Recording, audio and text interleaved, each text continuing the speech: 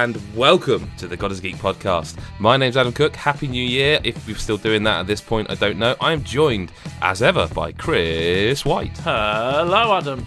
How are you? I like that rebuttal. I enjoyed that. Yeah, that was just like off the cuff, mate. I didn't even plan that. So there you go. You could tell. Now, in a move that's not been designed to be confusing, there is another Adam with us on the podcast regularly this year. His name's Adam Carroll. Hello, Adam. All right. Hello, fellas. How are you? Good, mate. Good, but this is going to be a pure test for me because I don't like saying my name out loud, and my name is also your name. Do you have that as well? I'm exactly the same, and that's something that I think we should sort out right now. But we maybe should have done it before we started recording. I don't know, but there's two Adams. I don't like saying my own name out loud, so we'll have to fix this somehow. Is that just an Adam thing? Like, Chris, when you say your name out loud, does it sound strange? No. Oh, weird. Okay, I was really thinking you might say yes. Then No. that's What am I going to do when I talk to either of you? Because if I say Adam, yep, maybe you might. You can't even say Adam C. Cookster. No, because the Cookster doesn't Please work. don't say that. Please do not say Cookster. Like, Listen, Cookster, call me anything. Cookster and Adam C sound like two really dodgy DJs. It sounds a bit like, and this is aging myself, like PJ and Duncan. Like, it sounds like two lads who started out in a TV show. No, just please don't call me Cookster. I don't actually. You can call me anything but that. Okay. Well, We could just go with the simple Adam 1 and Adam 2. We could just do that if it gets a bit confusing, if we don't know who is actually supposed to talk. I think it's better if Chris just says Adam, and All right. she's got. And I think it would make for, again, this is probably something we should have talked about before, but I think it makes for a more entertaining podcast. Yeah, let's do it. Well, we start off the year with just a full ton of confusion, so let's go with that. That's the God is a Geek way. Always has been. Listen, there has been a lot of games. We're going to do things a little bit different on the podcast this year, but we're also more to people who've listened for a very long time. It's kind of thrown back to that. We're going to talk about games we've been playing. We'll talk about news. We might throw in a bit of other stuff. It's just going to be casual conversation, as you know, as you want to like. So we're going to start this year though by standard talking about what we've been playing because hey, listen, we had a break over 2017. Well, say we had a break. There was a lot of podcasts went up. What have you? I mean, it would be rude not to ask Adam, the new boy, what he's been playing. So with that in mind, I will ask Chris. No, of course I will. I will ask Adam, what have you been playing? Well, generally, it doesn't have to be over the Christmas break. What's been your poison? Okay. So it's not really surprising. It has been discussed many times already on this podcast, but I have been playing Horizon Zero Dawn. Now, it is pretty much the exact same story that you have, Adam, regarding why you only played it recently, and that is because of being burnt out from Breath of the Wild. And I think Horizon was a week before Breath of the Wild, and I remember was it after? No, Horizon was definitely before. It was before, It was like a week. It was like a week because I remember. I don't know. It might have even been you. I remember talking to someone and saying like, I'm not sure you should even start it because you know what I mean. Yeah, and see, I had to. I was like, I was so excited for Horizon. I thought the first time I saw it, I was just like, yeah, I'm sold. This is up my street, everything. But the excitement when not only Zelda, but when the Switch came around, I was like, okay, this is really overwhelming. I'm going to be 100% distracted. And that's what happened. I played Zelda. I put in over 100 hours. Went back to Horizon and I just could not feel it. I just didn't know what it was. I was actually overwhelmed. I thought the inventory management was really daunting, even though it's like so basic. It is. Yeah. I just think Breath of the Wild was just so much more like simple, like in its ways. It was kind of there you go. You don't have this massive HUD thing going on. Like even the HUD screen in Horizon at the time was throwing me off. Like I felt like everything was like coming in on Aloy, and it was really suffocating the playing. So never went near it, and then I just saw constant people like just banging on about how good it was and how amazing this IP is, and Gorilla and where they are now and what they're going to do down the line. And I said to myself, I'll have to play it when before this year was out, and I did. Put my time into it in October. And my God, did that game click with me then? It you've said it all before, but like, I know the story is really good, but to me it's Aloy. I think Aloy is just a fantastic character. I love everything about her, and then it just did the whole. I remember playing even Dying Light to sidetrack a second, and just Dying Light offering this whole addictive streak where you jump in, you instantly can just start doing stuff by the looting and all that kind of jazz. And I got into that with Horizon. I just felt like killing if I see a load of enemies, I didn't feel like, oh no, I just want to move on, I want to progress in the game. I wanted to do it. I felt, what way will I do this? Will I do it in a stealth manner? Or will I just go balls out crazy and just shoot arrows everywhere? And that to me was so enjoyable for a game of, like, because it's a long game. Like, Jesus Christ. Surprisingly. Have you finished it? Have you? Like, I am 91%. I think I'll finish it today as we record this. It is, I mean, I think I hit 45 hours by the end. I mean, I did platinum it, but... That's what I'm kind of doing. A way longer game than you think it is. Yeah. Like, I've done all the collectibles. I've all the Hunter trials done and everything. Like, I kind of just, like... It got a bit ridiculous to a stage where it tells you the required level for your next quest or whatever. And, my required level was 12, and I was actually level 41. Yeah, by the end of that game, same as you, because I'd done so much. Yeah. Because I wanted to, not because I felt I had to, but because I was so... I didn't find any challenge. But then I didn't mind. I wasn't like, oh, I wish this was challenging. It was fine. Yeah, like, and that's not really a gripe towards the game. I just think, if anything, it's a pro, because it just goes to show you how much fun the game actually is, outside of its main storyline. And... I am just so excited to see where they go. Because if I'm honest, I was never a Killzone fan at all. Like, I appreciated what they did, but I thought Killzone was just hard as nails. And I wasn't really invested in the story. But I actually ended up, because of Horizon, I ended up picking up, like, Shadow Falls, you know, that literally first. Yeah, I picked it up. Really? That's because, I got it for €3. Yeah, no, it will be very cheap. Yeah, like €3, and I was in my... I know that it's not going to be the greatest thing ever, but for €3, I can't go wrong with it, and I kind of want to see what they did, because for some unknown reason, I just stayed away from it.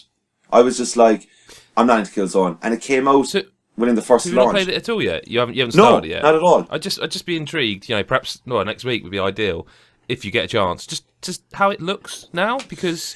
At the time, it was a PS4 launch game, and it was one of those games when I reviewed the PS4 launch lineup that was like, ooh, okay, I wasn't sure about needing a new gen, really, but no, I get it, and I'd be interested to see, because Horizon is probably one of the best-looking games of this gen so far. Yeah. It does have its moments, though, where, like, it's unreal how it looks, but it does have its fair share of, like, dodgy moments in the game. Like, I think, right, when you go from Breath of the Wild even, and in Breath of the Wild, you can climb everything and anything. Like, Link just sticks to it. And okay, I know what you're going to say. Yep. Yeah. Yep. Like, it's amazing. And when you go to Horizon, it actually does that whole... In some Skyrim moments, thing. Skyrim, exactly. Yeah, it does it's that thing where you can I get up this? Can I get up this? I think I can get up this if I angle it right. Yeah. I hate that, by the way. I hate that shit. I dislike it. I don't mind it in Skyrim because that's just part of the fun of that game. But the jank. Yeah, in Horizon, it's kind of a bit. It's a small gripe that kind of kills the vibe and the visual aspect of it all. Especially when you have like. When you go up a tall neck and then you jump off it, like I could do that for the entire game. Like that little. They made towers good again. They have, yeah. It's really good. Not even enough of them, in fact, which is so unusual because I think there's only like 5 in the entire game, and you're kind of like, I could have done at least like if you play Far Cry, Assassin's Creed, whatever. It's nearly 20 towers you have to go and find, and sometimes it's very frustrating. I mean, Chris can tell us, but I'm pretty sure they added one more for the DLC, didn't they? The Frozen Wilds. Yeah, I mean, yeah, they did. Yeah. No, I'm sure I remember seeing one in them because I've platinumed bar that I'm gonna. I keep looking at. I've got the Frozen Wilds and I've bought it and I've got it and I'm like, I should play other games, but I really want to go back and do that as well. I would probably just hang fire because when I played Horizon originally, it was back in like February, March time, and then I didn't really play it for a long time. So the Frozen Wilds felt new, but it still kind of felt the same. So playing it now would just be like going and doing a side quest, I think. I mean, there's some. I kind of want more. But I mean, there's a lot to it, and it's a good, another 8-10 hours worth, I think, roughly. And then you've got all the hard. new... Like I did go into the camp to just kind of unlock, like, if I want to fast travel back and get on with it. Because at the point I played it, I wasn't sure if it was. I wasn't sure how the game was going to end. Like, if it, I mean, I presumed it's an open world game. I presume you can go back and carry on, but I wasn't sure. So I thought I'll go there just in case I want to fast travel and just get that stuff done. And like, the enemies seem to be like all elemental, but in a different way. Yeah, and they seemed actually challenging. There's one of the animals, dinosaurs, robot, beasts, things, whatever they are. There's this. One of the first massive ones you kind of face is based on like a polar bear, so it's just absolutely insane, that fight you have with it. And just from that, you know that it's going to be tough because it takes a lot to take it down. But the Frozen Wilds is, I mean, we've mentioned it before about it being kind of like, it's not end game content. It's very much designed to be played That's what's putting me off as well. side by side, because there's characters in it that have a definite ending or a twist to them that you'd find weird playing after you've finished Horizon. So, but it's still excellent DLC. It's just very much more of the same. Yeah, with some tougher bosses. But I definitely think that. But there's a couple of people I know who have played it, and they have said like it's really hard. Like and that to me is a bit strange because I'm not sure if I want that. I don't know if I want that, and if it is the case, why wasn't it this way in the actual game? Like, because Horizon is hard at the beginning, but then once you meet every single enemy and you understand how to kill them, it's fine. Nothing's really daunting anymore. Like I think it'd be a challenge for you, but I don't think it's. I mean, with you being like you're saying, like level 40 odd, it's designed for about 30 to 35. Yeah, so I remember them saying that. It's tougher. It's tougher, but it's not like solid. It's a challenge. I think it'd be good to play with you finding it a lot kind of easier as you reach the end. Yeah, of course. It's definitely a challenge. Because there's a weapon you can get. I don't. It's not spoiler, but there's a weapon you can get, and there's a side quest that lets you get a special like suit of armor as such in one of the oh Christ, what are they called? Those underground thing. Bunker. Is it bunker? Cauldrons. Cauldrons. Yeah, there's one that you actually come across it really early in the game, but you can't unlock it until you find, I think, 3 batteries or fuses or something. I think it's power. Is it the power cells? Yes, it might be power cells. Yeah, and once you get those and get this suit and you get the upgraded version of a weapon you have all the game. I try not to spoil a 8-month-old game. Yeah. But it kind of trivializes the combat a little bit because there are certain enemies, because you've got this suit of armor basically gives you an overshield that recharges after a few seconds. Yeah. So you can kind of just wade in with melee attacks, which is something you cannot do the rest of the game. Yeah. And so that kind of meant that by the end of the game, I was really enjoying the larger fights, because whereas originally I was like, oh, this is a pain in the arse, I've got to shoot its gun off so I can pick up its gun and use it against it. What I was finding is they were actually becoming a challenge, and I thought it was quite clever. That it might have been accidental the way I played it. It might have been accidental the way I did the quests, but I found that the combat stayed fun. And it did. Yeah, you know, the combat did stay fun. But I just want to put a question out there, right? Because Chris, you're a massive fan, obviously, of Shadow of War. You gave it your game of the year. Yeah. The open world aspect. Okay, it's everything. Every developer is coming out with some game like this, and it's all about how big the world is, right? Yeah. But when it comes down to the gameplay, where do ye stand on, let's say, all the options that they give you to use in the gameplay? So, in Horizon, I felt after I put 20 hours in, I kind of knew what I just needed all the time. I didn't need the trap wires. Even though they're really, or the rope casters and trip casters and stuff, they're really cool, but they're just they kind of slow down everything after a while. You kind of just, I feel like when I go in with a fire arrow or a precision arrow, I'm like, that's all I really need. I get by and I get through it quickly. Does that happen in like it did the same when I played Dying Light. Like you could create all these weapons, but I was like, oh, I don't need them because I'm doing totally fine with this one weapon. Like I feel that that still needs to be worked on. You know that bow you get, Chris.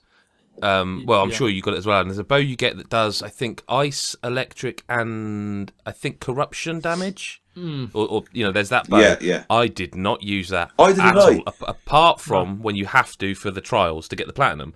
I'm hoping Chris is going to say that will come into play more because the elemental style of the Frozen Wilds. Well, to be fair, I completely agree with Adam. Yeah. About the fact that you don't. I mean, I didn't use the Tripcaster at all. I used it once in the training mission. Yeah, and never again used for the hunting grounds, I used it for, and that was it. And pinning down some of the robots, I used a bit, but I used that loads. I used that only used it a lot for when there's like one particular boss, the behemoth that you have to fight in like a Colosseum. That fight where Did you not use it for the flying creatures then? Because that was where I used it the most. Because you can tie them down so they can't. Because I found them hard to hit. So if you hit them with the I kind of enjoyed just firing fire arrows at them and then shooting them down, and then when they fall, just batter them. Yeah, so I tied them to the ground.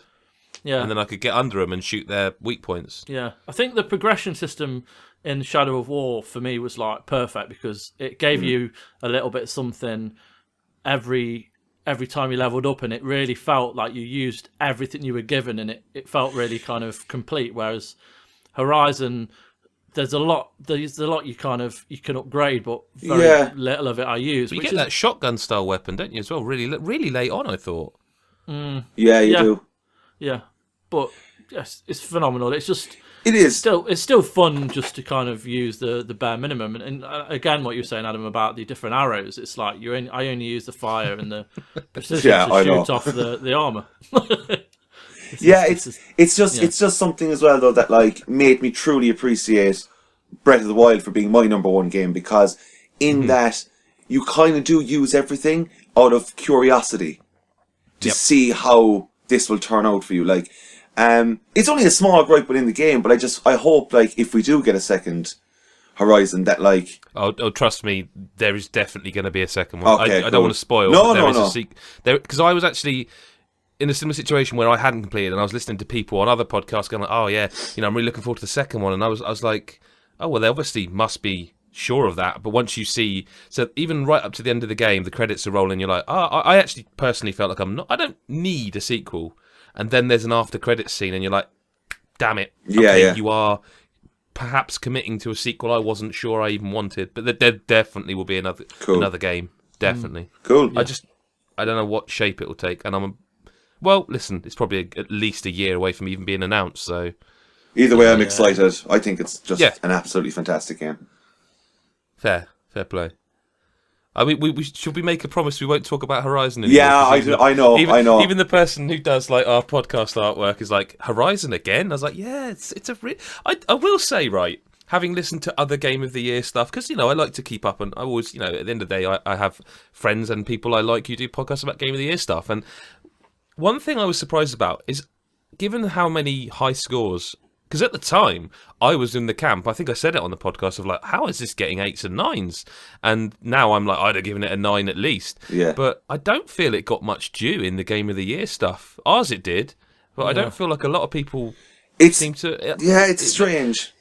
I mean, it did get Zelda'd. Like, it's really weird because part of me thinks Sony did not predict how big the Switch was going to be, but at the same time, I think they must have. That's why they were like, we have to put this out before Zelda. Because if there's an interesting, friend of the site, been on the podcast, Danny O'Dwyer, in his documentary, there is a moment where they talk about Enslaved. Yeah, you should go and watch it. By the way, go watch Danny's documentary on Horizon Zero Dawn because it's fantastic. I haven't finished watching it all, but what I've seen of it's great. Adam, I know you've seen it. And it's great.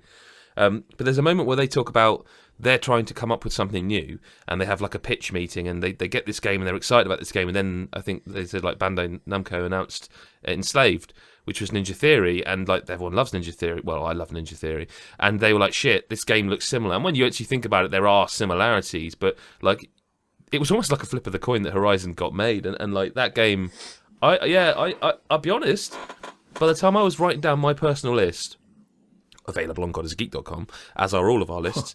I was genuinely writing them down, and I wrote them out, and I put them, and I had them in order. I was like, I'm not sure if this is number 3 or number 2. Like, yeah, that man. When I had, because it was Zelda, Odyssey, and Horizon for me were my 3 favorites, and because Horizon came so late into my life, that kind of, for some reason, I felt that warranted being up higher or something. I don't know. Does that mean like this should be number 2? I think it's just because, like you say, it's the proximity. Yeah. And when I really sat there, like, no, Zelda is just. I mean, everyone knows by now. Everyone knows by now about Zelda. Well, we won't promise we won't talk about Horizon yet, because there's a chance I might start playing the DLC this coming week, and Adam's gonna perhaps finish it, and that might. Yeah. But there won't be many more. It'll be brief. It'll be brief. Yeah. Well, what else have you been playing then, mate? I won't stay too long on these ones, but obviously I champion the Switch so much. I think it's like the best thing to happen in 2017 for me in gaming. I just love it. I have it all the time with me. I ended up getting Skyrim. Look, let's be honest. Everyone knows what Skyrim is, okay? When it got announced for Switch, I even went, I don't think I could be bothered with this now. Day one, I bought it. I was like, fuck it, give me Switch. Or give me Skyrim. I was like, I need that again. I'm going to be honest and say that it is the best way to play it. Really, you say that, and I've got the VR version waiting here to be played. See, I should do something with that. I've got to do a video. I've got to do something with that game. Yeah. I just like the VR. Don't get me wrong. I've played Skyrim on every platform that it's been released on. You are a fan, then? Yes. Okay. And the VR one is the first one that's come out, and I've just been like, I don't think I could stomach this size of a game in VR. Like, that game seems like, in VR, that game seems like it's going to take you the entire year. Because the problem is, like, I was thinking of just doing a Let's Play of it for the site, and then I thought about the intro of that game. It's like, I'd have to probably play 2 hours to get to anything that's even interesting to show. Yeah. And I don't want to spend 2 hours in VR. And I love VR. I mean, listen, anyone who listens to this podcast or follows God is a Geek knows I am the champion of VR. Mm-hmm. But I would rather play Res or Super Hot again. Like, I don't want to. I mean, the secret, well, less than the secret thing is I'm not actually the biggest Skyrim fan. I liked it, but I felt that at that time I kind of overdosed on Bethesda because a lot of their games feel familiar. And see, I never clicked with Fallout. Right. Like, see, that's the thing. I loved Fallout and I thrashed 3 and New Vegas, and then by the time Skyrim hit, I was like, these games are too similar. Yeah.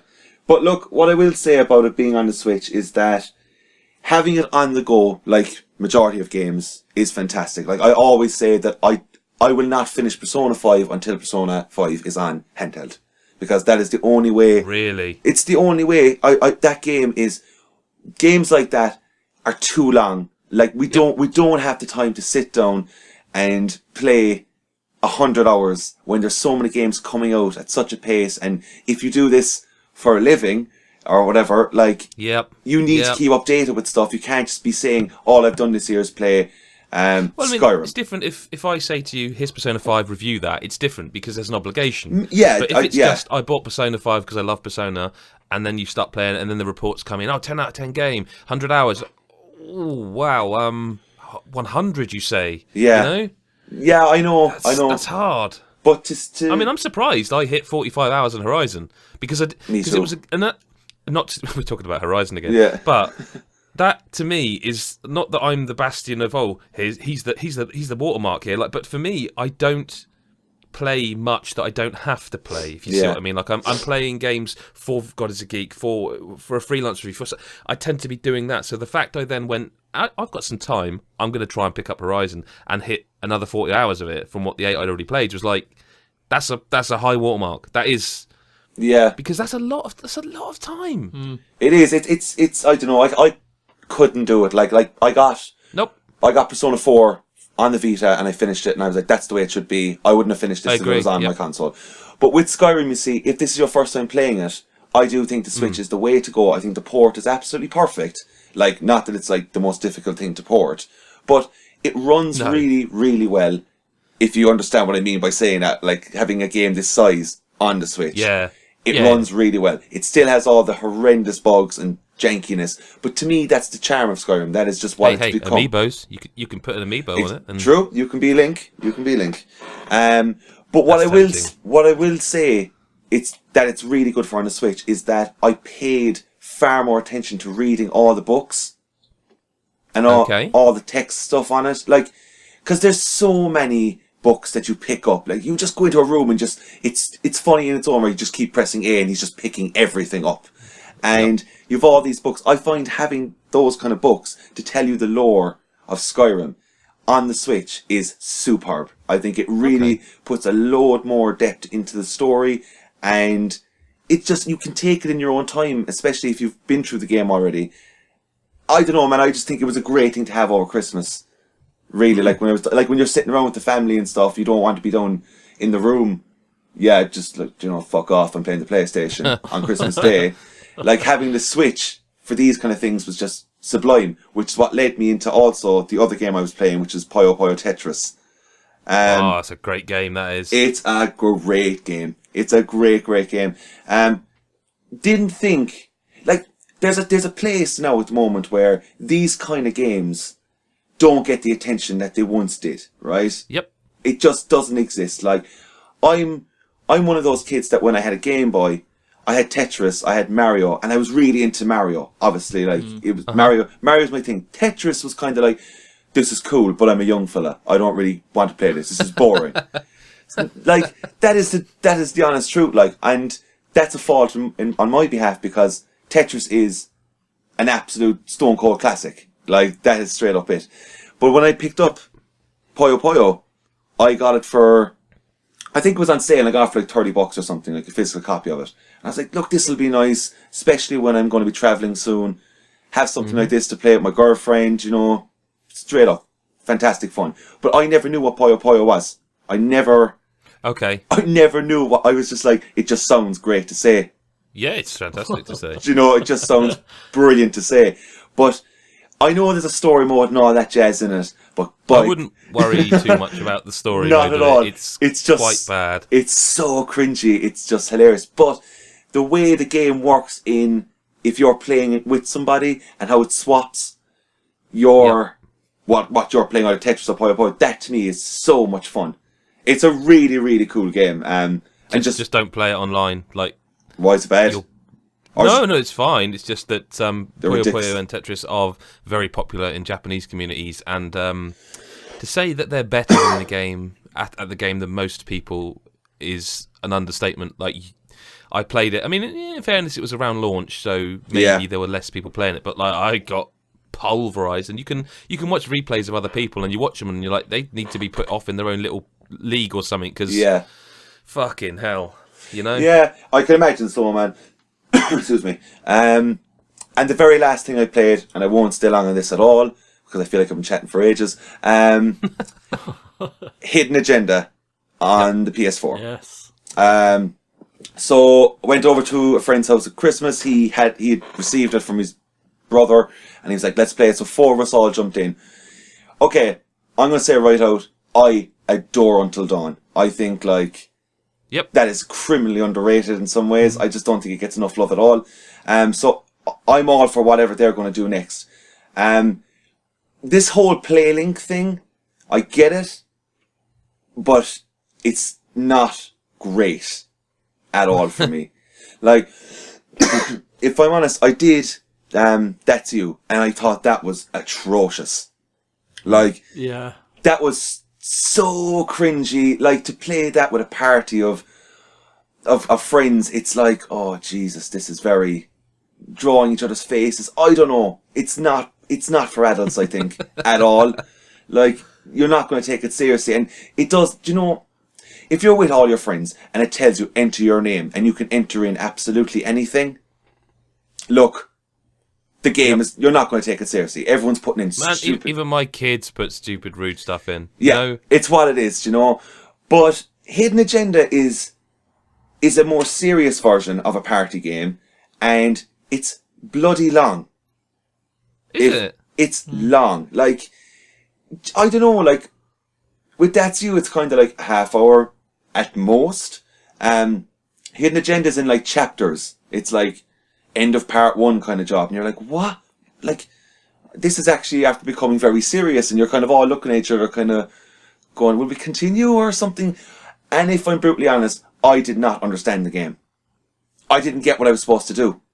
And look, we were having a couple of beers when we were playing it, and maybe that kind of caused the situation.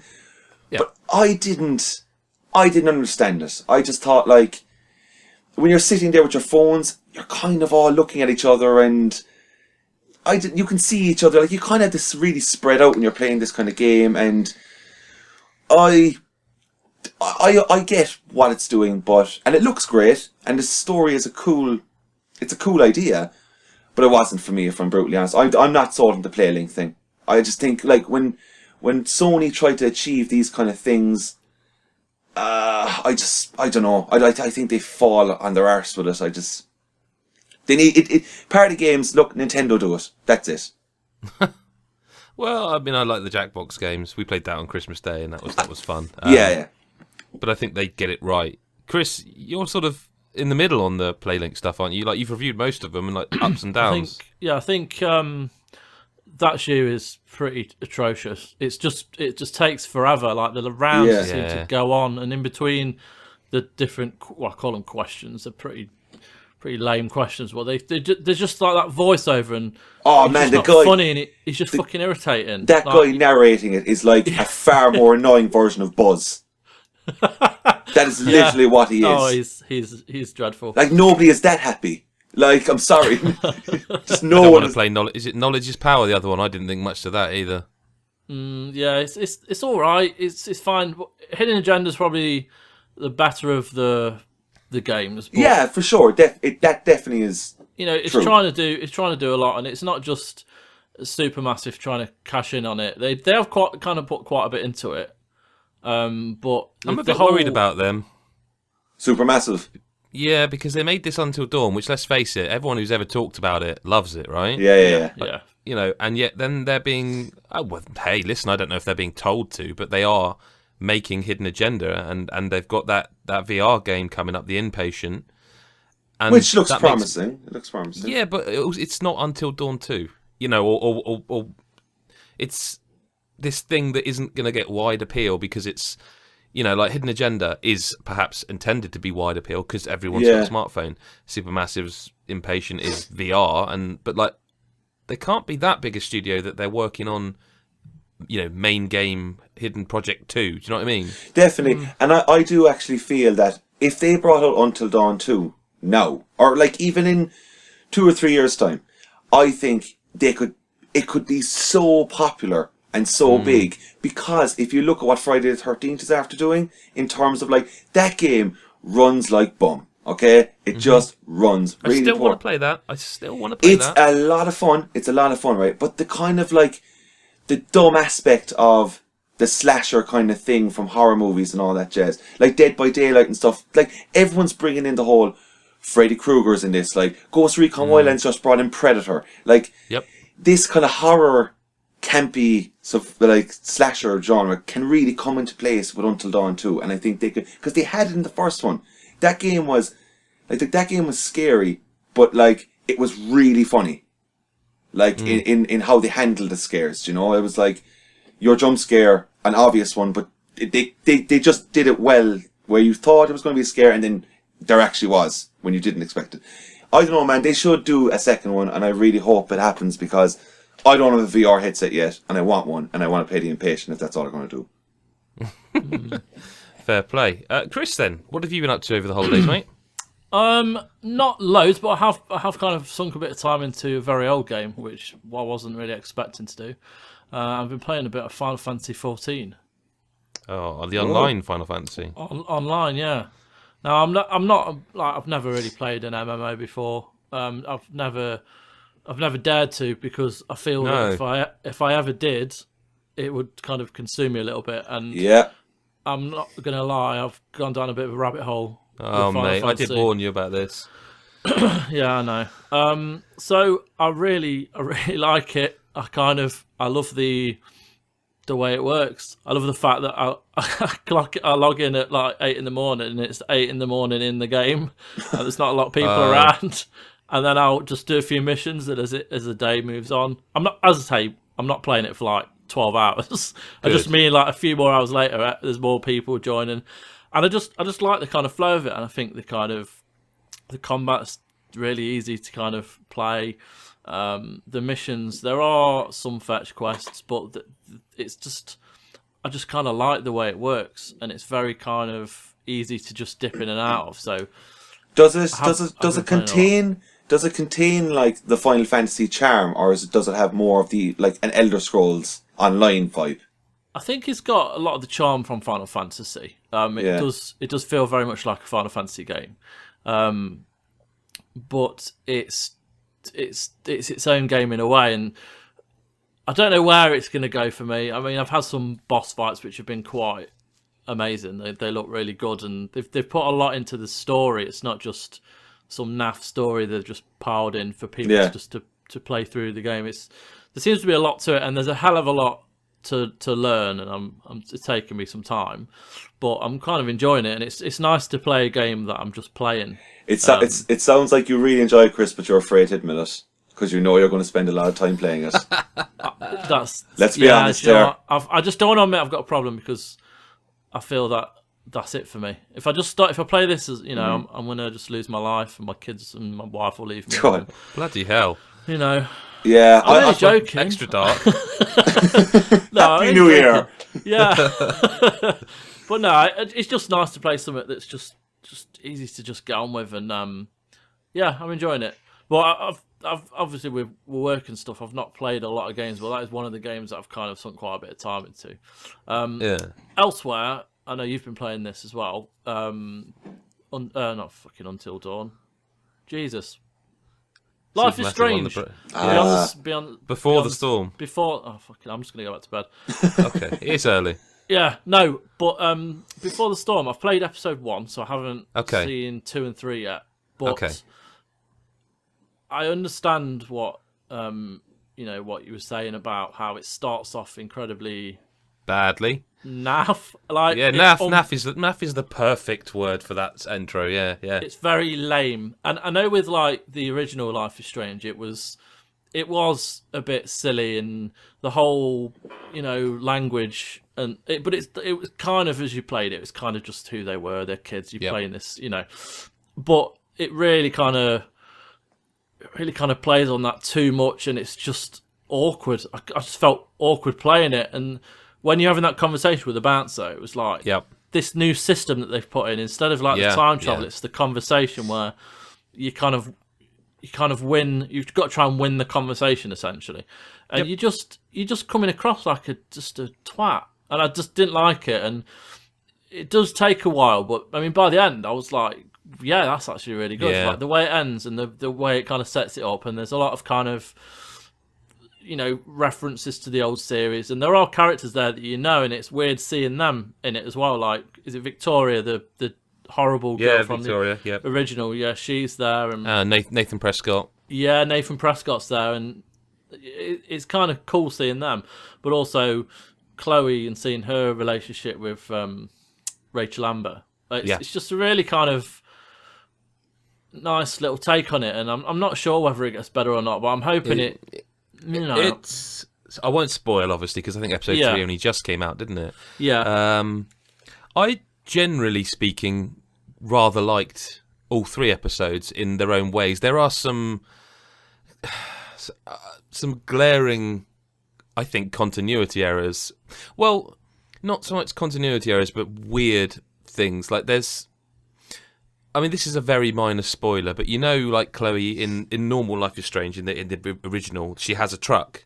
She has a car. This, I think episode 2 it actually explains where the truck comes from. Right. And you have to kind of fix the truck up as one of the gameplay sections. And because basically it's in the junkyard, and she has to jumpstart it with a screwdriver, right? Mm. So that makes sense, because if you junked your car, you wouldn't have left the keys in the ignition. You wouldn't just have the keys. But then she sort of does have the keys, and doesn't have to use a screwdriver to start it each time. And then, like, obviously in the main Life is Strange, she's got keys, and it's like, well, it's not a big deal. You know, like, it doesn't matter really, but it is a silly little detail that you sort of, for some reason, jumped out of me as like, what are you doing here? Like, you can't try and explain the backstory of that without kind of a lot of Before the Storm, I feel like, tries to explain stuff and never fully commits. That's not to say I didn't fully enjoy it. Like, I really enjoyed it. I like where the story goes. I actually think a little bit is a bit on the nose. Like, there's a huge reveal at the end of episode 2. Right. That's supposed to be like, and this is a very sort of UK reference, but kind of the EastEnders drums, you know what I mean? Okay, and you're supposed to go, oh my God, I need episode 3 now. The trouble is, I'd kind of telegraphed it, like, an hour ago. Like, I kind of figured out where... In fact, no, I think I'd figured it out by the end of... I just think it's obvious. It's like, you're supposed to go, and instead you go, well, yeah, like, duh. Like, of course. Do you know what I mean? Like, I don't know what other... It's just an obvious thing. And they I think they think it's cleverer than it is. And I just really enjoyed Chloe. Actually, like I really enjoyed Chloe, and I think it almost made me wish Life is Strange was about Chloe and not Max. Because by the end of Before the Storm, I felt like Chloe's character had so much more depth and was interesting, and you understood where she's coming from. And whereas I think we talked about it in the Game of the Year, whereas Night in the Woods, I found it hard to relate to a lot of those characters because, like, and I get why May's a douche, but she kind of just, she has a redeemable arc, but for much of the game, she's just a dick. With Chloe, I feel like it's real clear from the very outset why she's fucked up. And they don't, she's, the one thing I would say, I struggle, like, I don't know if, Adam, I don't know if you've played any of Life is Strange or how you felt about it, but I'm struggling to work out how old these kids are supposed to be at any point. Like, I don't know how old they're supposed to be in the original. I think like 16. What? I would say around 16, 17. I think like. Well, let's put it this way: can anyone remember when Life is Strange, the first one, was set? Like, what year? Did they explicitly state? No. Well, they probably do. This is 2010. This is explicitly stated that it's in 2010. Right. Now, okay. Chloe smokes and drives. That doesn't mean she's 17. She still could be 15. You know, it's not. I don't know that they ever say she's got a driving license, but she definitely knows how to drive, and I think her dad taught her. She knows how to fix a car. I think her dad taught her. She smokes. Fuck knows, you know. But then that would mean that Before the Storm must be, I would say, at least a year or two before Life is Strange, and these kids are kind of taking drugs, partying, having sex, smoking, and drinking. Like, so, I feel like I'm not sure about how old they're supposed to be. And you reckon 15, 16, but that. I don't know. Yeah, like, I haven't played any of this season at all. I played the first one, and the reason I haven't played the second season is because I fucking hated it. Okay. Like, I thought it was a struggle of a game to get through. I didn't like the characters. I don't know. See, the emotion that they were trying to explain and show us, I felt like, I was like, alright, I get it, but like, for me personally, these characters are just shitheads. Like, they're just really annoying, angsty teenagers, and I just don't, I don't feel it, I don't relate to it.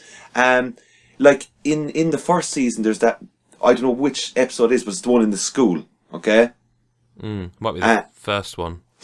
The first, it's like, I think it's episode 3 in season 1 where the two of them are in a school at night time. Oh, the swimming pool. The swimming pool. Yeah. And I thought that was fantastic. I thought, like, that was when Life is Strange really became the game I was hoping it was going to be.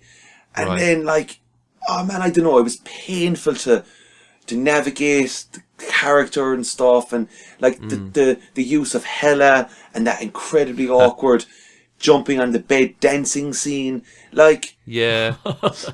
I struggled to kind of relate to it, and I don't know if the way the game looks helps the emotion that they're trying to get across, because it doesn't look that bad, but like, it's not great.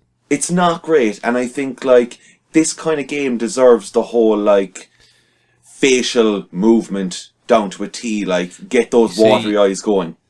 Before the Storm is way better looking, and in terms of the motion, I think it's dealing with a lot more sadness, and I think because of that, I think that stuff may be a little bit better. I don't want to get into too much detail, but like I forget, Chris, you might be, because it's fresher for you perhaps. In Before the Storm episode 1, obviously we all know Chloe's dad died. He died. That's you know. Yeah.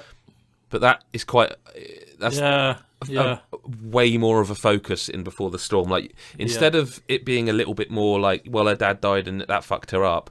Like in this, I feel like they delve a little bit more into, no, it's not just that her dad died, she's traumatized by it. Like, and that is a thread throughout all 3 episodes of the prequel. Like, she is utterly traumatized, as you would be. Like, you know, of course you would be. But rather than it being a thing that happened to someone else in this, because you're playing as Chloe, it happened to your character, and they definitely delve into the fact she is like legitimately fucked up because of this. She is traumatized because of this. And that's kind of the whole of Before the Storm. They go into more sadness, and there are moments that aren't sad, and there are some quite beautiful moments, but generally speaking, it is a sadder game. And yeah, I feel like I have to say, I feel that Life is Strange, if it's coming out, like being out right now is probably the best time for it to be out, because there isn't much on. I think a lot of people are just playing catch up, and but like, what I will say, like, every person I know who plays Life is Strange, if you turn to them and go, what are you playing? Life is Strange. And they're really bummed out, because it's like, they're kind of, no one is ever excited. I'm not trying to be harsh towards the developers and stuff, but nobody has ever truly been excited about Life is Strange or talking about it. And I feel like, you know, you get the season pass for it or whatever, and next with the episode, you go, alright, cool, yeah, I'll add that to the list to play, or I'll play it now, sure, I have an hour and a half to spare.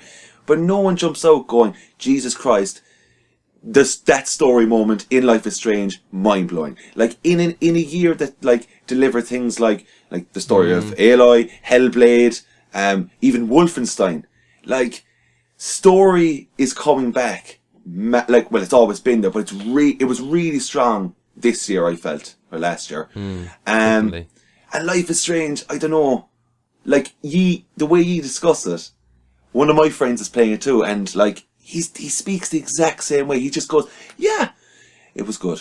Do you know? I just feel like, I feel like, and this is the thing, because Before the Storm is a different developer. I guess are off. I guess they're off doing season 2 proper. Oh, okay. I don't know. I don't know actually. I'm sure, because that was the weird thing. I'm sure when they announced Life is Strange, they announced season 2, and then they announced the prequel, and I got a bit confused as to, hang on, what have they announced here? Are they doing more, or a prequel, or both? And I was a bit confused by all that. I like that they've made it look better. The lip syncing is way better. Okay. They were kind of on a hide into nothing, because once you take that time mechanic out, like, Chloe doesn't have powers. Like, her power, they got that right. Her power is sass and like argumentativeness, and I don't know. I would like to see what they do, but they're not going to do any more of this, because it's going to go back. If there's more Life is Strange, it will be Don't Nod again. It will be you know. I think Chris, you were saying there about a moment in a bar. Okay. Yeah, that's the opening of the prequel one. Am I right in saying that was the kind of first bit of gameplay we saw when they announced it? Did they show that off at like E3 or something like that? Yeah, cause it's like the barn. There's a band playing in there, and I think I'm fairly yes, sure this was it. Yeah. Like, I remember seeing that, and all I said to myself was just, fuck this. I was like, like, I will not have fun doing this. Like, there's it's funny you said, because like Chris, you're saying about the band bit, and like Adam was saying about you know, when they dance on the bed. The more I think about it, there are moments like that. There's a couple of bit, you know, where you can, you know, you explore and you pick up whatever you want. Like, there are 2 different snow globes, and the way she shakes them, it's like, have the people made this ever seen anyone move in their lives? Because it's like this, it's really strange. Oh god, I want to see that now. See, if there was tons of moments like that, from start to finish, then I'll actually definitely play it. Because I just want to see those awkward moments. I think Before the Storm would be better if it was cut down a bit. Like, this is something I've been thinking about a lot recently, and I won't talk about it too long, but in Life is Strange, like, I got the platinum for that, the Before the Storm, because it's really easy. You just complete the game, and there's like a graffiti moment where she can graffiti, you know, again, the sass, she can graffiti something in every other chapter of the game. But so it's a collectible essentially, and it's made me start to wonder about collectibles. Like, do some collectibles actually negatively impact the game? Like, what you're essentially doing in a game like Life is Strange to find the collectibles is you're pixel hunting rather than progressing the story. You're wasting time pixel hunting. And although I was enjoying, it's like, oh, I got my 3rd platinum. That's 2 this year. You know what I mean? At the same time, I was thinking, actually, would this be better if I wasn't wasting time doing that and just playing the story? It's a story game. Absolutely. You know? Definitely, because the collectibles in these games, they just don't work, right? Because when sometimes they don't give you the option to run or walk fast, so you're walking at a snail pace, right? But then you have the depth of field in that area that you're in, right? And you might go, oh, there's a bush down there, and you'll walk to it and there's nothing there, but you have to walk back, and she's just like, she could be walking towards the screen, you're just like, this is so fucking boring, and they're just like, I just wasted my time. And I feel that does kill massively, like, the whole point of the story. Like, I don't know, they should never have collectibles in them at all, basically what I'm saying. Well, I just think apart from anything, it would have, because I think these, I felt like I played a long time of before. I mean, how long did you feel like episode 1 took you, Chris? It took me about 2 hours. Yeah, 2 hours, 15 minutes. And that seems long, right? It felt like it dragged on a bit, mate, to be honest. And I'll be honest with you, I think episode 2 is even longer. I mean, you loved Life is Strange. Will you carry on? I mean, you probably might as well, right? I'll probably, because I don't. That's not a good thing. Though. I may as well play it. No, I will do, because I want to see what happens. But it's not blowing me away as such. We'll see what happens. I will finish it. I did feel the end of episode 1 give you enough of a carrot to make you want to play episode 2, right? Yeah, definitely. I can't actually remember it, as I'm saying it, but I remember very cinematic the way it ended. With I actually can't remember. I cannot remember the end of episode 1. That's not a good sign. That's when they stood at the tree, and they find out about. Oh, of course, yeah. Sorry, how could I? Yeah. Jesus Christ, yeah. Okay. Yeah. I will say the ending of the ending of it, like they do this thing where it's not much of a spoiler to say it ends on a montage, right? And then right after that, it cuts to the most sinister, depressing end you could ever expect from a game, to the point where I was finished it like, wow, why did you put that in? We knew that. We knew all about that. Why did you need to remind us about that? You know. Oh well. Yeah. I'll tell you one thing before we move on. Yeah. Right, for continuity. Yeah. When was the first episode of Breaking Bad aired? Wow. I don't know. Just because there's a reference to Breaking Bad in it, the very first scene, and I thought I would say 2009. It's got to. Yeah, so it might just be before. Fair enough. Is that too long ago? I don't know. I don't know. But if it's 2010, Breaking Bad must have been around then, before then. Because she sprays onto the side of the camper van, doesn't she? Not a meth lab. That's one of the. Holy shit! You're right. I didn't even pick up on that. Breaking Bad. Didn't even pick up on that. But then I was like, oh, is that all right? Yeah, does that make sense? Yeah, whatever. It is what it is. But no, but that is a point. If that's that'd be interesting. I will say also the Hella thing is explained in this game. Jesus, what explaining do they have to do with that word? Well, basically, the reason she says it is because she's picked it up from someone else. So they never really explain where it comes from the other person, just that she got it from someone else. Yeah, okay. I mean, I listen. I enjoyed it. I did enjoy it. I'm pleased I played it. Chris, what else? Anything else? Nothing over Christmas. I was going to have a little talk about the beta for UFC 3, just because I haven't got a chance to talk about it yet, and it'll be out in a couple of months. So yeah, that was basically. But I put in quite a bit of time into it. So if anyone is listening that does like UFC, the third one's a lot more. I would say technical. Oh Christ! I was going to say more technical. I would say it's not as. I don't say arcadey because the second one wasn't like arcadey, but it's a lot harder. I find it a lot harder, and it does play up to like certain fighters. Obviously, are trained in different martial arts, and they have different techniques. Oh, shit. And I think. Are we allowed to talk about EA? By the way, I should just Is it okay to talk about EA on a podcast? What have they done anything wrong recently? Possibly, yeah. God, okay. Let's move on. Sorry, guys, don't upset anyone. No, carry on. Yeah. Carry on. So the different fighters, for instance, like Conor McGregor. I know him. Everyone knows who he is. Never heard of him. Yep. He's got a mean punch. So a lot of that is about striking. guys like Edson Barbosa, who's got he's a martial artist. He's a fine kicker, and the ground workers. They're all kind of, you have to get in the best positions to kind of get the best out of your fighters. Whereas before, you could. Like Nate Diaz's jiu-jitsu, so he's on the ground a lot. He could get away with kind of a standing game, so there's a lot of punching and kicking involved, and he'd be able to kind of take the opponent down. They've kind of put a lot more into these fighters' actual abilities, so it's a lot harder to try and get that win, especially depending on the fighter that you're fighting. And the way they've kind of done the submission is the same, and it's equally frustrating. It's one of the things I don't like about it. Is how you get out of submissions. It's kind of like kicking out in a WWE game. Have they brought in this whole this like a mini game that'll pop up?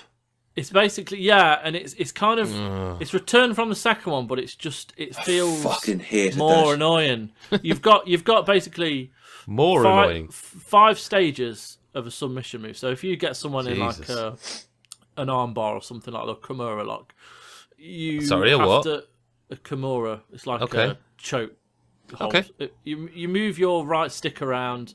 There's like in each direction, so up, down, left, right. There's like a wide bar. If you move up, then your opponent has to move up to block you from getting out. If you then press down, your opponent then sees that they have to press down to block it. It's just a farce. Like I just miss games where you just bash the buttons. And man, there is something to be said there, because like the UFC games, I've played them all except for 2, and like there's no denying that when you just kick and punch, it feels great. It just, there's a lot of weight behind every hit, and when you get a knockout, it's really funny, and you're like, wow, that was quite satisfying. But the whole sport of MMA is so technical that does it work really in a game? Like, they've done pretty well. They have. But as you said, in the WWE games, in the UFC games, once they bring up that mini-game aspect where you're chasing each other in coloured icons and you must trap each other or some way, like, that is such dog shit, because I want to look at the game and you're like, the move that I'm trying to perform, I'm not looking at. I'm not seeing it. I'm not seeing how you worked in the models of the fighters doing these moves, because I'm focusing on this mini game. And it's, you're right. Exactly right. It's a really weird thing to have, but I know there's no other kind of way around it, because the sport. I know a way around it. They could not make UFC 3 and make a new Fight Night game. Oh God, don't! I just want that so much. When was Fight? Was it round 3? Was it Champion? Yeah. When was it though? It was bloody ages ago. Yeah, it was. How? Do you know what? How can a games company not make a game about boxing, a phenomenally well-loved sport? How can that not be? Do you know what? That's very true. Yet we're getting a fucking ton of games about hunting. Right? And it's just UFC. I mean, I accept UFC is. I've never been into. I'm not actually a big boxing fan. It's something my old man liked, and I never really got into it. But UFC is, I guess, similar audience, and it's very, very, very popular, isn't it? But like, I just find it amazing that there isn't. Like, I still want another Punch Out, because I love that series. Oh, and that Wii Punch Out was amazing. I want another Punch Out. Like, there's no boxing games being made anywhere, is there? Not really, no. What was that? Arms. Oh, come now. Do you think, Chris, that like it's a step forward for the UFC? I think when the game comes out, we'll see. Because I think one of the things that does put me off, as you say, it's the mini games, and like there are certain fighters that stay on the ground, like Nurmagomedov, who's like his whole fights are spent pretty much on the floor. When he gets someone on the ground, that's it. And if you were to do that in the game, you're literally watching this little icon with which way to press to get them to stay on the floor, like to get them in the kind of choke or the mount or whatever. You're constantly watching that, so you're not getting to see the fighters actually perform the moves. And it's like one of the best the best bits of those kind of ground games is watching the other fighters trying to get out, or watching the fighter who's on top kind of restricting them like this snake. And it's, the kind of the knockouts are great and all that, but a lot of fights are spent on the ground, and that was a criticism for the second one. Of it. Yeah, there was a criticism of that one. It doesn't happen. It's like, to get someone on the ground, you'll go like 2 minutes, and then you'll get someone on the ground, and it lasts for a minute at best. Whereas it doesn't. It's still not happening in this. Yeah, and it's also a lot more difficult to kick out or to kind of to get your move to go down. It's quite a frustration. It always remember two being that bad. It always did feel that when you try to kick out or get out of something, like when you're doing what the game tells you to do in order to get out, but you don't see it, you're kind of going, is this actually working? Is this button combination happening? Yeah. And then you don't think it is, so you just start going crazy and bashing everything. But then it's frustrating. It's weird though, because we're all saying how it's maybe more technical, it's getting more difficult, whatever, and we're kind of going, oh Jesus, like do they need to do that? But to be honest, that is a fighting game. Like a fighting game is a load of button combinations together. But like I played a lot of fighting games last year, surprisingly, like, because I'm not into it, that genre, but like I played Injustice 2 and stuff, and it was fucking brilliant. Like, when you get it down. I think, Adam, are you a big Street Fighter fan? Yes, with caveats. Okay. But like, in the past, yes, I love Street Fighter. I'll say that much. Yeah. So like the whole button combination thing has always been there, but for some reason when you hear it in UFC, it's just a bit of a disappointment. But then I don't know what I want out of a UFC game. Is literally a fighting game. Like it is an actual fighting game. Yeah, and it's very technical. But is it just that, like, maybe when you play it and you're just on the ground, it isn't all that fun, no matter what way they manage to achieve it? It isn't fun because it's frustrating the way they've gone about it. I just don't feel that it's done in the best way. I think it is a fighting game. There's not a lot of combinations, because I mean you can put like punches together like you can do in any game, but when you're on the ground, it's very much just a case of moving your left stick in a direction that you're being prompted to do. But that kind of can disappear quickly because your opponent's got a move on you. Like, if you were physically in an octagon and you were trying to get away... Jesus Christ, I'd be trying to get away. It's very easy to know how to react. Me too, slowly.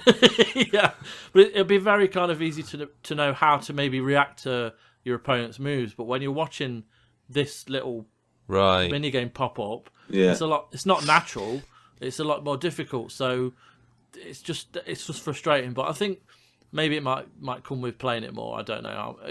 It's coming out in a couple of months, so we'll February, know. But I'm looking forward to it. And I think the first game the second game did a hell of a lot for the sport, and I think they put a lot of modes in. The whole live mode where you could play through upcoming cards, and you could predict winners and stuff, and you get in-game bonuses if you predicted the winners, and all that was kind of cool. I think the thing that it was lacking in was the career mode. It was exactly the same as Fight Night, where you'd pick a fighter to fight, and then going up to the match, you'd do like 3 training mini games, and then that was it. Whereas this year, they're trying to kind of cope with the spectacle of it all now. It's very much press conferences. Obviously, Connor's helped that, but there are a hell of a lot of other fighters that are moving the sport forward, and he's not even fighting at the minute. And it feels like they're still focusing on McGregor, where there's a lot of good fighters. Like definitely. Holloway and Ngannou and Stipe Miocic that deserve the credit. So I hope there's a lot of focus kind of put on these guys. But we'll see. Go on, sorry. No, I was just saying we'll see what happens. Did previous UFC games contain microtransactions? Like a genuinely asking. I know. Just the idea. It was just the same kind of Ultimate Team stuff. I think. Okay. I think you could buy cards. I didn't really dabble because I don't really play much. Ultimate Team. I bet this has minimal. Well, we'll know. We'll know if EA aren't paying any attention. That's why I'm curious about it. I think, like, with the whole Battlefront thing, will EA's next title be very, very limited on those things. Like, I'm going to guess no. Yeah, I don't fucking know. I don't think they give a shit. No, I mean, sorry, I don't mean that in quite as glib a way as it sounded. I think, of course, they give a shit. The people making the games give a shit, but I don't think they. I think, as something I've talked about many times, the industry bubble that people forget exists. Like, I think outside of hardcore gaming publications and podcasts, I think a lot of people are like, I don't care. Yeah. There's still millions of people playing FIFA. Like, people are still playing Overwatch, a Blizzard game, and like spending money on loot boxes. I don't. It's definitely a problem, but I think it's a problem with the wider audience isn't even caring about, let alone aware of. Yeah, I don't know. One last thing I will say about UFC, right, is those games are progressing and doing a lot better than what the WWE games are doing. If I'm brutally honest, like WWE games need a new developer. I don't mean to throw Ukes under the bus. They need someone else to take a look at that. It's actually like, this is the first year where I just went, I'm not going near, because I just looked at gameplay. I looked at gameplay. I saw the audience, and I just went, no. It's still the skin game. Like, they just have the same rubbish. It doesn't feel great. They add in mini games that just are not good at all. They add in the dialogue stuff. It's terrible. Like, it's really weird, because like a wrestling game could be insanely good, because SmackDown 1 and 2 were phenomenal in its time. Like, they were so stupidly over the top, but that is wrestling. Like, that is what it's about. The best wrestling game just came out on PS4, Gang Beasts. Yeah, actually. There is actually a level in that with a ring in it, and the idea, it's Royal Rumble, you have to throw your opponent over the ring. And that's hilarious to watch. It's too far, you know what I mean? It's you don't want an actual wrestling game that's that, but it's at least fun. Were you playing that over the holidays? I did play a bit of that, yeah. But I must admit, my 12-year-old, nearly 13, I've not seen him. It was like he transformed into a child again instead of this teenager. Like I and my wife were just I couldn't see. There were tears in my eyes. I was laughing so hard. It's got limited appeal. It doesn't last for long. I'm not sure I can even sit here and go definitely buy it. But if you want a new game for your rotation when you have some mates round and a couple of beers or whatever, then this is not a bad one at all. It's fun. No, it's good. But is it one of those things that, like, I see Gang Beasts, I see the appeal, I see the fun that's being had, but is it just one of those games that, look, play it for 5 minutes, play around, and then you'll be alright? That's kind of like it's that. I kind of felt that way when I played things like Octodad, even Goat Simulator. Do you know?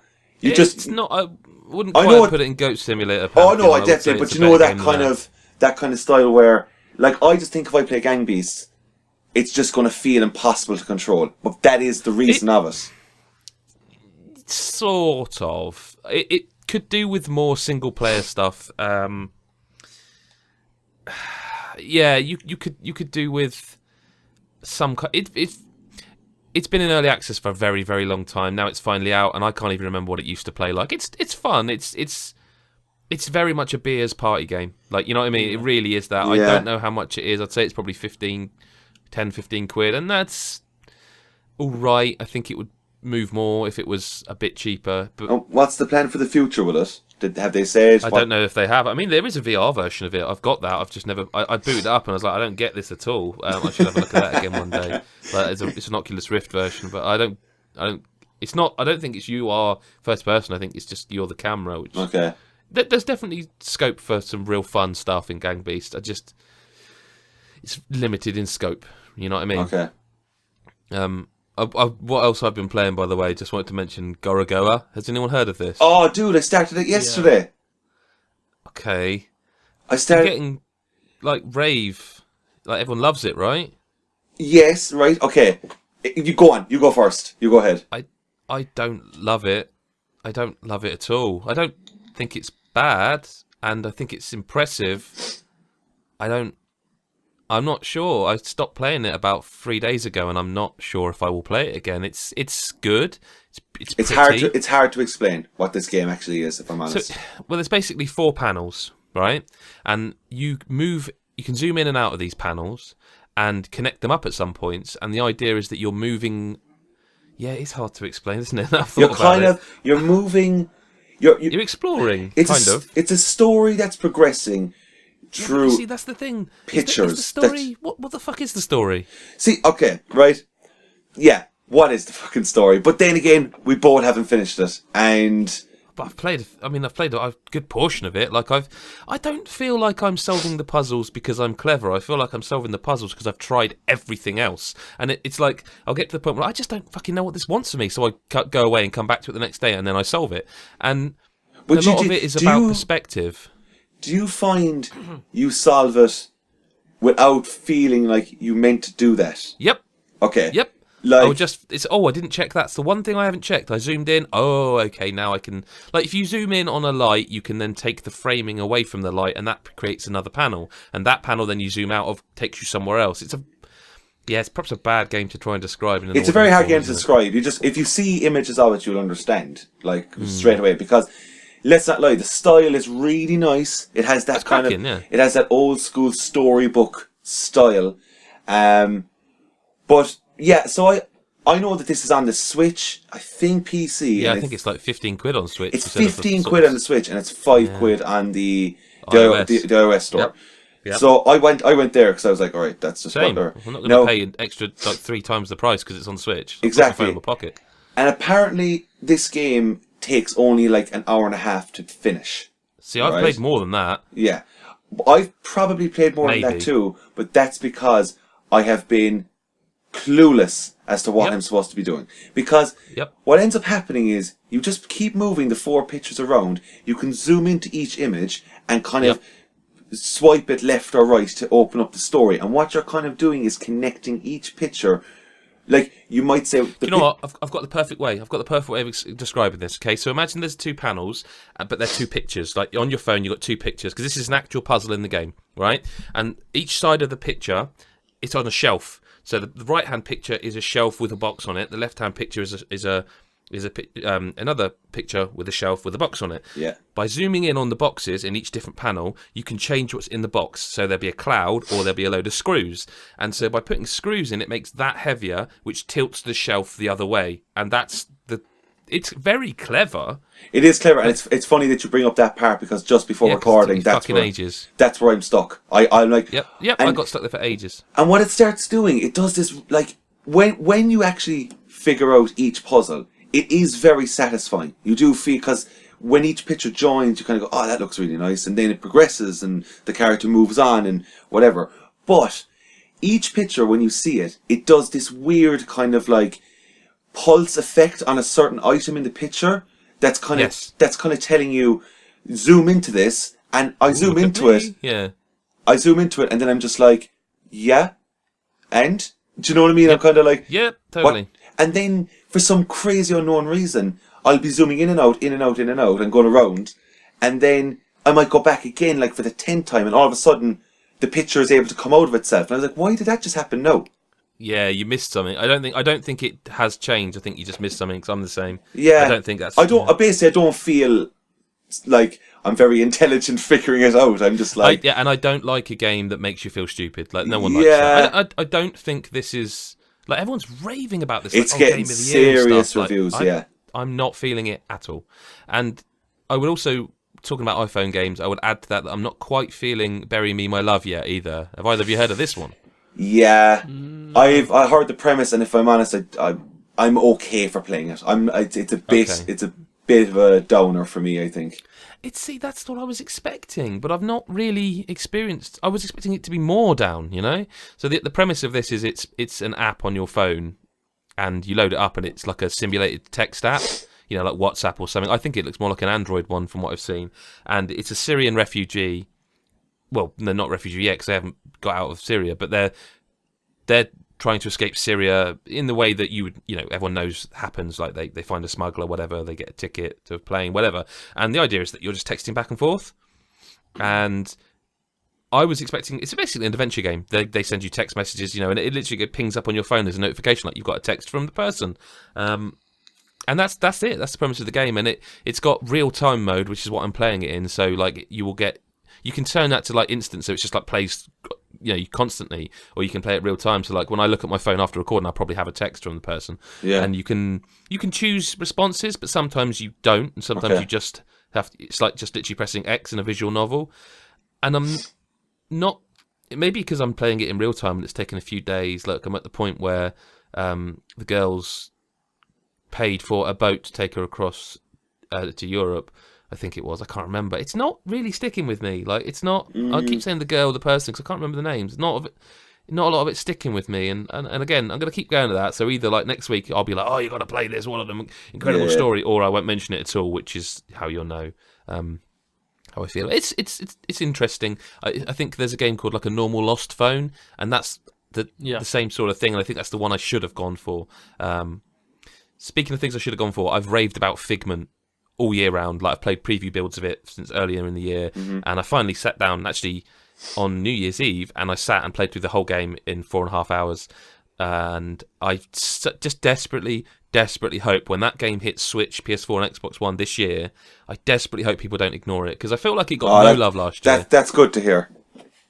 It's like, you know Bastion and Transistor, the sort of isometric story-based games. Yeah. This feels like one of those. Not with the depth of the RPG mechanics those have got, but in the same way, it's a beautiful game to look at. Isometric viewpoint, puzzle solving, a little bit of light combat, nothing too taxing, a few collectibles if you want it, heartwarming story, in and out with it under 5 hours. Do you know what I mean? Like, I just feel like Figment, I genuinely said it, that I feel it will be the indie darling of this year, last year now. Yeah, last year. And it didn't seem to get covered. Like, we reviewed it, Gary gave it a 9. I mean, that's partially because I was so hot on the game, I was insisted we cover it. And I think, other sites did cover it as well, but not to the scale that you would perhaps expect for a game that really looks like it's going to be an indie darling. It just, I really enjoyed it. I just desperately hope that when it hits consoles, people don't ignore it, because it's just a good time. It's so... I'm a big fan of music, obviously, and I'm a big fan of music in games being used well. And, like, the bosses have songs that they sing at you while you're fighting the bosses, and it's just really well done. Like, I don't know what it's called, but when people say, like, it's almost like rhyming, but it sounds like the rhyme's going to be a swear, and then they run the sentence off. You know what I mean? So like, smells like something else. Blah blah blah blah. They keep running the sentence. And there's even that in the music, and the music's good. Like, there's a boss with heavy metal music. There's a boss that's like all jaunty and silly, and like each song is really good. And I was hoping the soundtrack's available. I need to check, but like, Figment is fantastic. And if you have a PC and can run this game, definitely play it. It's just I'll probably play it again. There's always moments though where I wish that like these kind of games instantly came out on Switch. So I hate the waiting game, like when there's like it's my thing. Like, I still have not played Cuphead because I don't have an Xbox One yet, and I don't know. I'm a bit finicky with PC gaming anyway. Do you know? I'm kind of like, I can take it or leave it. It's not my favorite basically, but since I've seen Figment, I think like visually it looks incredibly charming, and I don't know anything about the gameplay or anything like that, but it just looks, it seems to have, I could be completely wrong in saying this, but it seems to have the view of a very bright coloured Monument Valley. Yep. There are puzzles that seem similar as well, but you don't have the ability to, it's not puzzle solving like Monument Valley. You don't move the environment in 3D. It's more, I mean, the puzzles aren't new. There's like, block moving puzzles. There's all sorts of stuff in there, but like, I just feel like it has such a whimsical nature to it. Like, there's like the accents they do are purposefully silly. Like, there's a Scottish accent, but it's not a good Scottish accent. But I get the feeling it's supposed to be not a good Scottish accent. Do you know what I mean? Yeah. Like, it's supposed to be like, basically you can knock on people's doors who are residents in this world you exist in, and like one of them, the Scottish guy says, like, he says, "Oh, bugger off," or whatever, go away. And there's a battery that you need to solve a puzzle, and you take the battery out, and then he just goes, "Oh, there goes me bloody power," in exactly that kind of voice, and it's really silly. And yeah, I really like. I've been going on about Figment for nearly a year, and I'll stop now. But you said it about Horizon as well, man. You need to cop on, you know. I know. Well, I mean, that's plenty of games we've been talking about, but we're gonna have a quick look forward to the next couple of months, because there's more happening more happenings than you would assume. In January, for example, we've got Street Fighter V Arcade Edition, which is going to have all the DLC from Season 1 and 2, the new interface, 2 new modes, extra V-Trigger. It's a free update for the people who own the game, and otherwise it's a standalone at reduced price. Is anyone but me excited for this?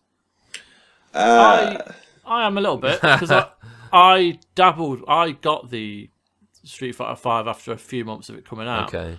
And I quite enjoyed it. But again, there's not enough there, so I'll play it. I'm shit at it, but I enjoy it.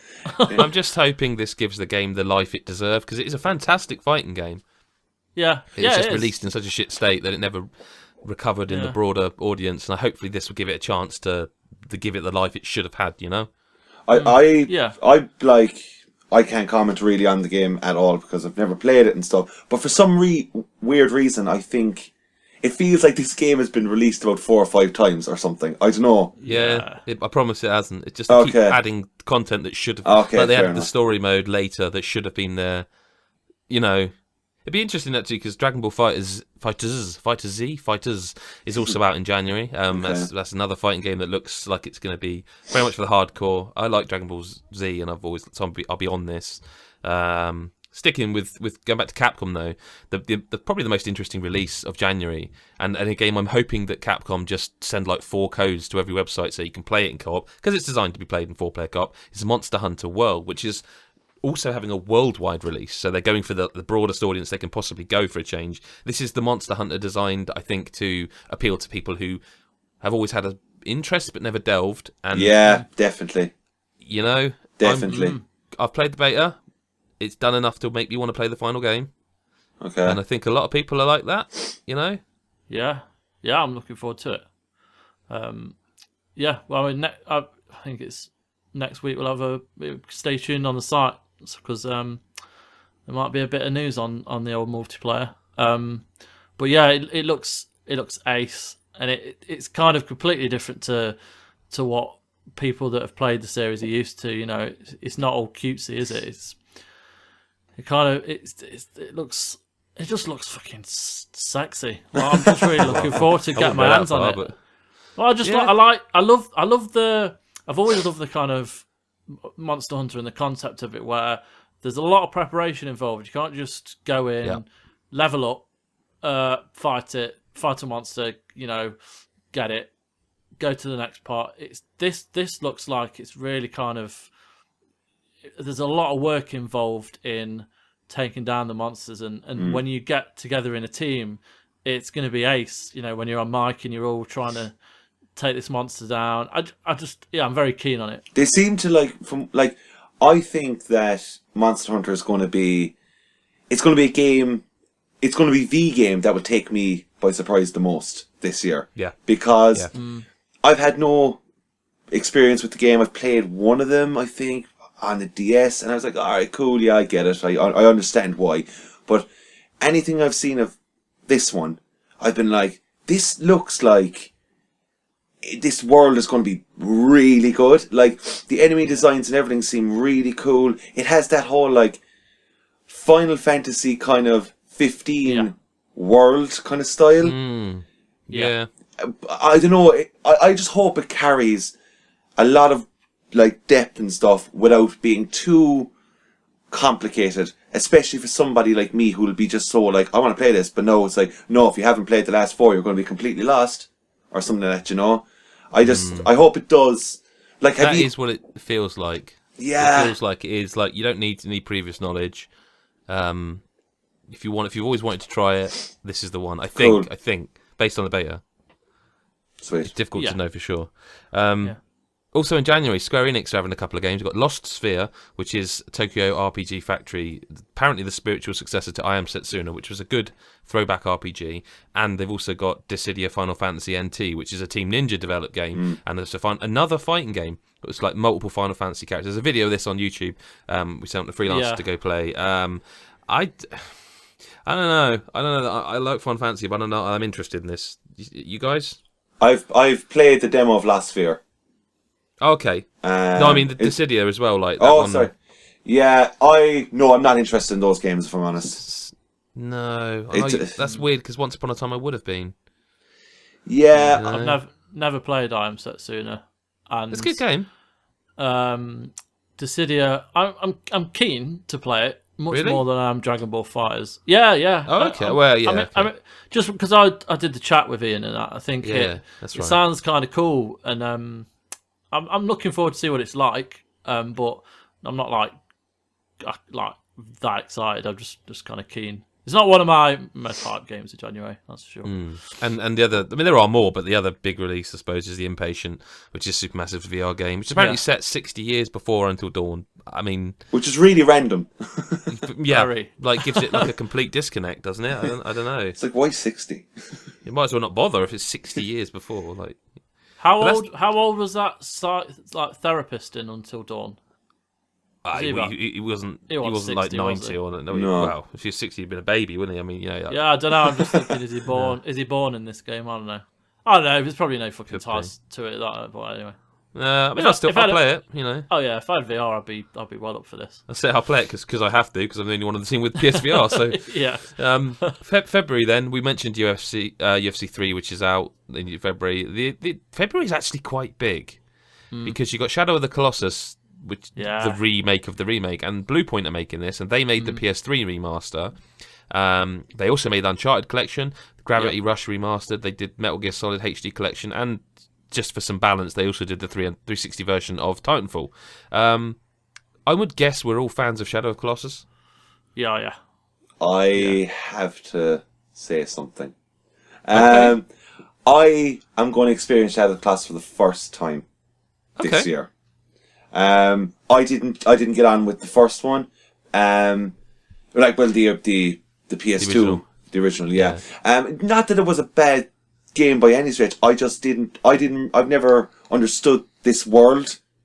But the remake or the remaster, whatever you want to call it, I think looks phenomenal. I found in the original, which they've really cleared up here, it was really hard to see in the game. Yep.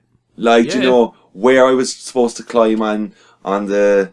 Are they all just called Colossus? Yeah, Colossi. Yeah. That was quite difficult, I found. This seems like visually a lot better and clearer to what you're supposed to actually do.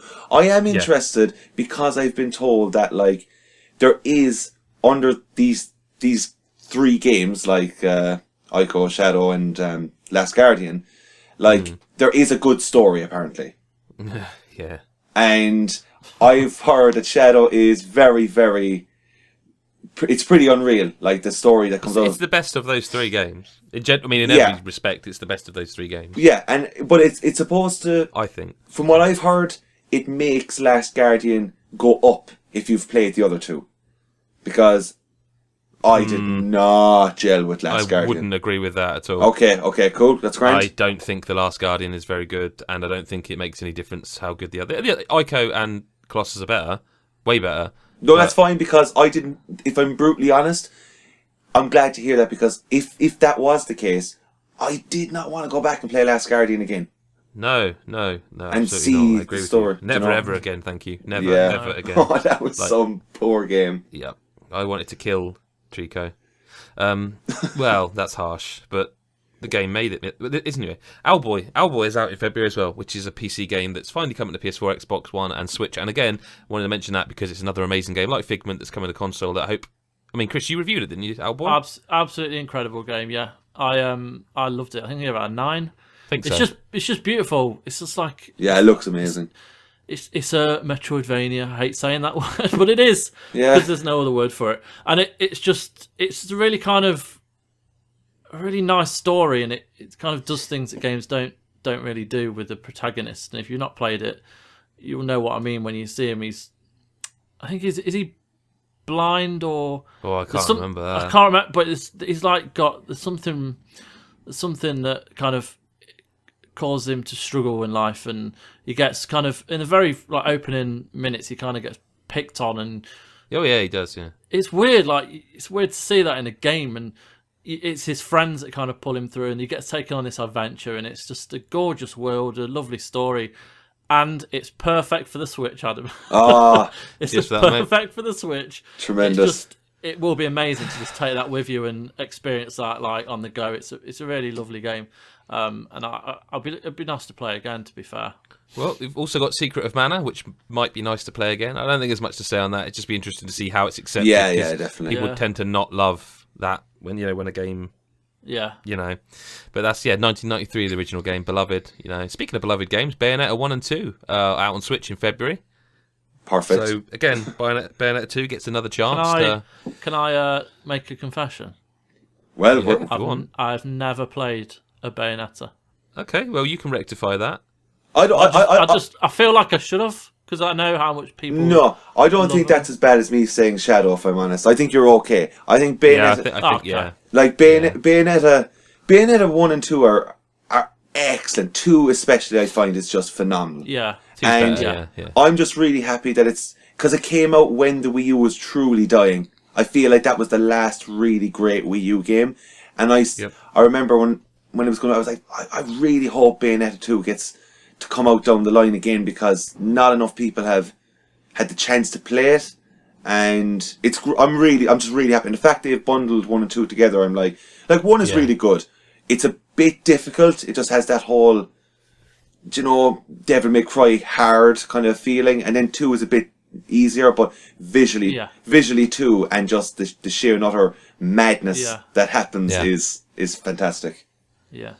The least interesting fact I could ever give anywhere ever, but Bayonetta 2 was the first review on the new Look God Is a Geek as you currently know it. Lee Garbutt reviewed it, gave it 10 out of 10. It was the very first review on the new site. So, let's say, least interesting fact ever. The final game out in February that we should talk about is Metal Gear Survive, one I'm quite excited to see, because I'm interested to see how genuinely, because I love co-op, and this is a co-op Metal Gear game, which to me, okay, you've got my attention. Yeah. The only thing that worries me is that it can be played solo with AI teammates. But apparently, the Fulton system is present, and you can Fulton zombies, which is weird. I don't know. We'll have more on that before release. I suppose that's all we should say about that, isn't it? Really? Yeah. I've no idea if this is going to be in it or not, but I would love to know that Solid Snake could be in it, and that kind of era. I'd love to know that they go across every kind of generation of Metal Gear. That's the one thing I'm kind of most excited to see is imagine Solid Snake on the Fox engine, at its kind of current state. So I'm really excited to see what they do with it, because it's essentially a multiverse, isn't it? They're going something like that. There's no particular story set in the world. It's just a bit of everything. So I'm excited to see how what they do with it. Even having Grey Fox in it as well. There's a lot of kind of potential for this, and I think with the Fox engine, it's different to say Umbrella Corp that Resi did, which was just shit. I think there's a lot of hope with Konami managing to pull something out of the bag. So yeah. They're using the same engine, I would imagine. It's the same game, but not remastered, repurposed, isn't it? I would hope. Yeah. I don't know. I think this is. I'm excited. Look, I love Metal Gear, but I just feel that this is gonna. I don't know why I've no facts to base this on, but I just think this is gonna run really poorly. I'd be very surprised if that happened. I know. It's either that or it's just gonna lack fun. Okay. I've no reasons, but I just don't know why this is what we need, in the franchise. I just don't understand, especially after maybe it's them dipping their toes back into it to see how people take it. Because if they were releasing Metal Gear Solid 6, you know what I mean? Maybe this is them saying, well, let's just see what happens here. This is the safest bet, perhaps, for them. Is the gameplay going to be... It can't be the way it is, because the premise seems to warrant the gameplay from... what is it, Metal Gear Revengeance? Is that the name of it? I don't know. The game I'm guessing this will be is like a Ghost Recon Wildlands, but set in Metal Gear with Metal Gear 5's controls and system. That's what I'm expecting. Yeah. Fair enough. I don't know. We'll see. We'll see. But there you go. That's the podcast for this week. All that remains really is to say you can follow us on Twitter. I'm at GBSF. Adam is... No, that's not going to work, is it? Adam Carroll is at Adam Zoaks. That's Adam Zoax. Chris is at First Avenger 83, and of course at God Is a Geek. Also worth mentioning, if you want to send us some stuff to chat about, or you want to ask us questions, you can do so via Twitter at God Is a Geek, Facebook.com/GodIsAGeek, or you can just email podcast@GodIsAGeek.com. That's podcast@GodIsAGeek.com. They'll come through and we can talk about those points or read out your comments, whatever you want to say. Also, very, very last thing to say is that if you like this podcast, if you like God is a Geek, if you want to support us, all of us, for $1 a month on patreon.com/God is a Geek, you will get this podcast, this exact one you listen to. You would have got it early, at least 24 hours, sometimes 48 hours if we can, and also it'll be longer. Like, if you're not listening via Patreon, there's a whole bit you just missed. And in case you're concerned, what you can actually just, once you've become a supporter on Patreon, you can get a URL that you can add to your podcast app on iTunes, on iPhone, on Google phones, whatever the fucking hell thing you want to do. But you can add that in and you can get the podcast just the same way you would as this, but it's like the premium version. So that's something that's happened recently. The Patreon have added an RSS feed, essentially. That's about it. Adam, Chris, thanks for your time. Thank you. And guys, we'll see you next Wednesday or whenever you choose to listen. Bye-bye for now.